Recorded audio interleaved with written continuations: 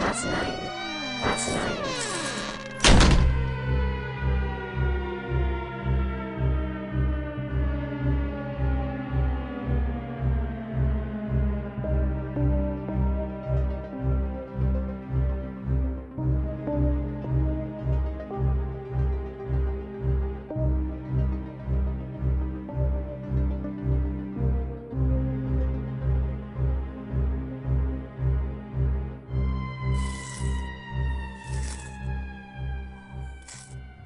Hi everybody, you are listening to 31 Days of Horror, a series of blogs and podcasts where every day for 31 days from October the 1st till October the 31st, you will be taken on a ride through 31 film experiences unlike the typical list of movies that you come to expect from the Halloween season.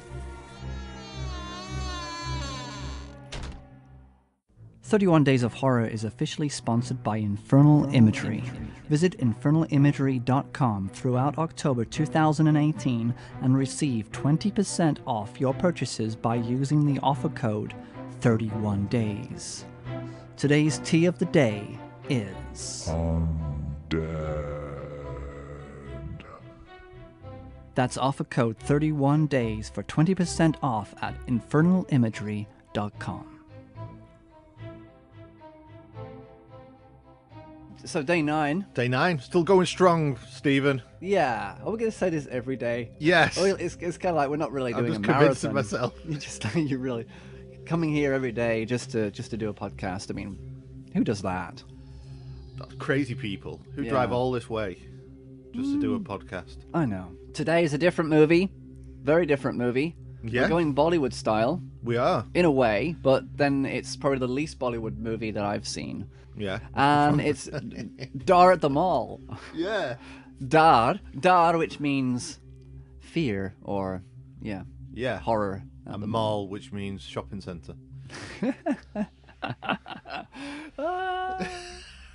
Love it. That's funny. Funny like I'm here to amuse you. Yeah, you like to hear them amuse me, man. Hey, yay. Let's leave the Robert De Niro impressions for episode 29. Okay? Oh, okay. Yeah. When we fail miserably. So, Daar at the Mall, you finally got to watch this. Yes. No, I'm not. You loved it, didn't you? I like I say, I think at the beginning of the year I was happy to watch anything. Right. Okay. But saying that, I was surprised by this film because I've seen some Bollywood horror films that have just been more like Spanish operas, not really that like soap opera feel to them. There can be very soapy films, but this one, apart from having a little bit of a dance number part way, but it was in context, it was in the right place.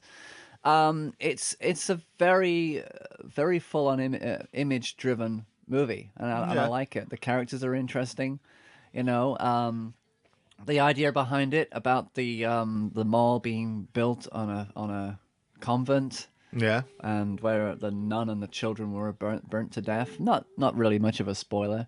And of course, everybody, as soon as these big bosses want to come together and have a big party at the mall, like you do. Yeah. It's that kind of a mall. It's not. It's a hybrid mall. It's got some interesting little areas in it. Yeah. As soon as everybody gathers together, the spirits are mega Irked. I wanted to say, but I know I've got a small child in the background. That's Hadley, my son. I thought you meant me. No. Okay. Yeah. Well, So here we go. What's your take? I struggled with this one. Okay. Now, because I was watching a Bollywood film, and I like Bollywood films, I was hoping it was going to be More dance. more dancey, more out there, more back crazy.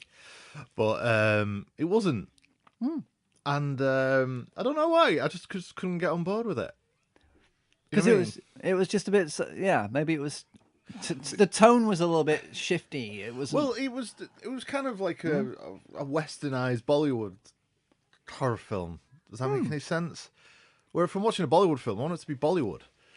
I don't want it. They were taking it from Japanese. Yeah, that kind of feel which would to still be Eastern, wouldn't it? But yeah, Far East.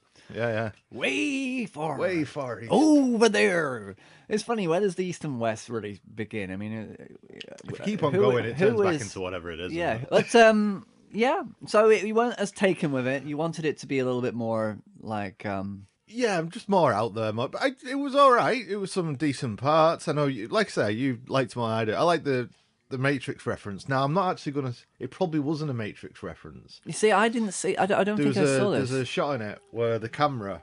And I saw this done first in the first Matrix film, where the camera is slowly panning into a security feed on a TV, and then the camera goes through, and then you come through into the room. Into the room, yeah. So it's like one shot, and the Matrix did it, and I thought, oh, I like that.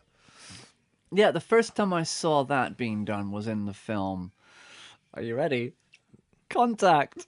But they did it with a mirror instead. Yeah. And that was probably the most complicated shot. I actually tried to deconstruct it once in college. Right. And it was, I couldn't. It was just too mind-blowing what they did with that. And I think that's the skill of a good director, is to try and find ways of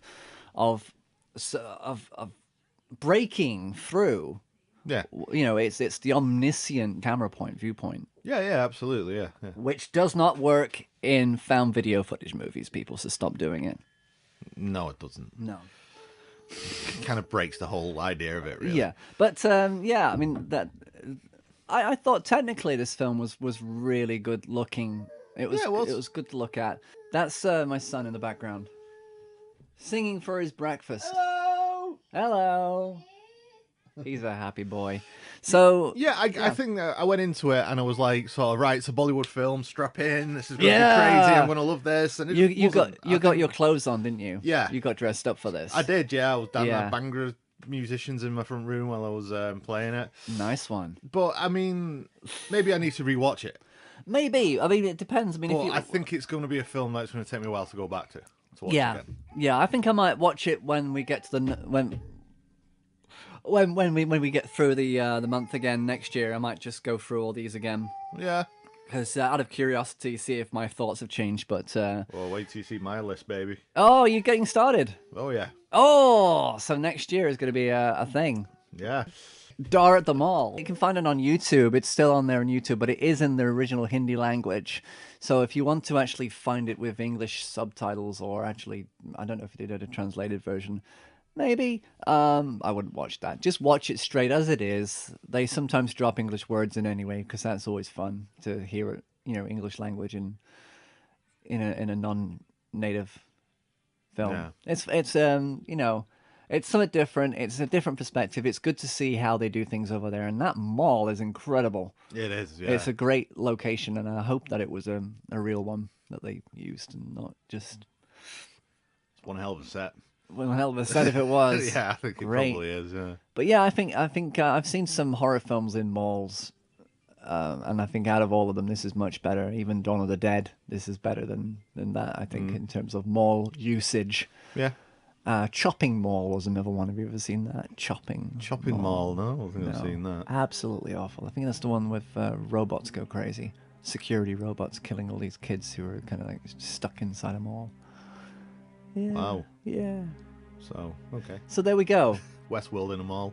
Westworld in a mall. Yeah. Mall world. Join us tomorrow where we review another fantastic horror film that may or may not be liked by all. Yeah. There we go. Adios. Bye-bye. Bye-bye. Oh, now for a word from our sponsor. 31 Days of Horror is officially sponsored by Infernal Imagery. Visit infernalimagery.com throughout October 2018 and receive 20% off your purchases by using the offer code 31 Days. Today's tea of the day is... Undead. That's offer code 31 Days for 20% off at infernalimagery.com.